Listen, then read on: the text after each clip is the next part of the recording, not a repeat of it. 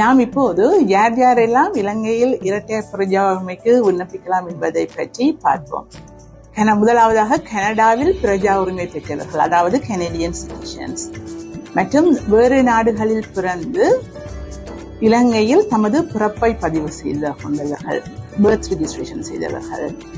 மற்றது தற்போதும் இலங்கை பிரஜா உரிமையாக ஸ்ரீலங்கன் பாஸ்போர்ட் வைத்திருப்பவர்கள், ஆனால் கனடாவில் பெர்மனன்ட் ரெசிடென்ஸ் நிரந்தர பதிவுரிமை வைத்திருப்பவர்கள்.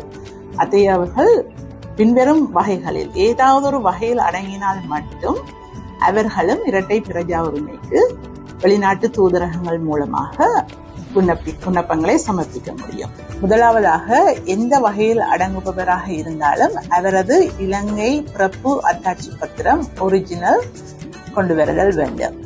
இரண்டாவதாக, அவர்கள் திருமணமானவர்களாக இருந்தால் தங்களது திருமண அத்தாட்சி பத்திரத்தின் ஒரிஜினலும் எங்களிடம் கொண்டு வர வேண்டும். மூன்றாவதாக, அவர்கள் தற்போது கனடிய பாஸ்போர்ட் வைத்திருப்பவர்களாக இருந்தாலும் கூட தாங்கள் கடைசியாக பாவித்த இலங்கை கடவுச்சீட்டு வைத்திருந்தால் அந்த ஒரிஜினலை எங்களிடம் கொண்டு வர முடியும்.